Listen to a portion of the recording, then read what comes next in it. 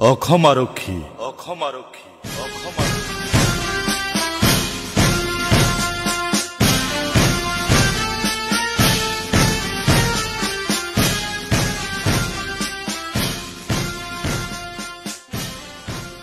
এক অক্টোবৰ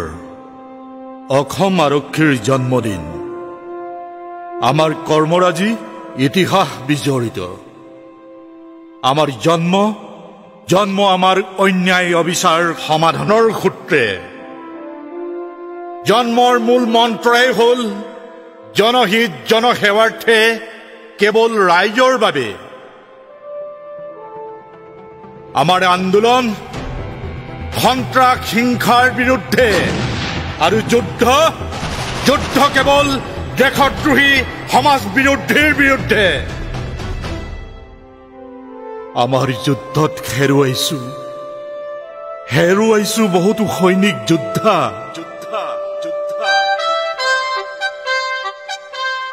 অজস্ৰ শ্বহীদৰ গৃহত আজিও কান্দোনৰ ৰোল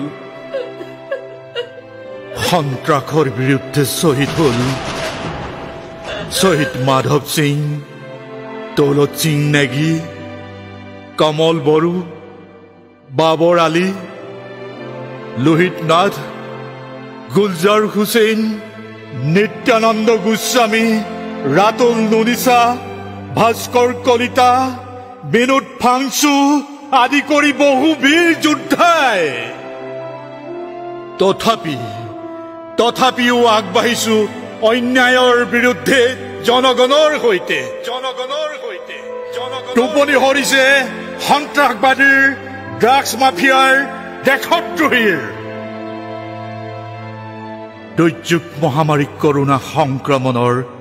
এই সময়তো আমি আগবাঢ়িছো এই যুদ্ধত হেৰুৱাইছে বহুতেই প্ৰাণ হৈছে পংগু চিৰজীৱনলৈ তথাপিও আগবাঢ়িছো কেৱল আগবাঢ়িছো কৰিছো জনতাৰ কাম দেশৰ কাম পিন্ধি লৈছো ৰ'দ বৰষুণ নপৰা একোটাকৈ সাজ সকলোৱে দিছে আমাক সঁহাৰি আমাৰো ঘূৰি চোৱাৰ নাই সময় অসম আৰক্ষীৰ সঞ্চালক প্ৰধান ভাস্কৰ জ্যোতি মহন্ত মহোদয়ৰ সবল নেতৃত্বত আমি আগবাঢ়িছো আমি তেওঁৰ নেতৃত্বত কৰি গৈছো জনতাৰ কাম জনহিত জনসেৱাৰ্থে প্ৰতিজন সৈনিকে সাঁচি থৈছো সাহস ধৈৰ্য ভৱিষ্যতলৈ নৱপ্ৰজন্মক শিকাবলৈ শুদ্ধ সমাজ গঢ়িবলৈ সকলোৱে চিঞৰি কৈছো আমি অসম আৰক্ষী আপোনালোকৰ বাবেই আমি জনহিত জনসেৱাৰ্থে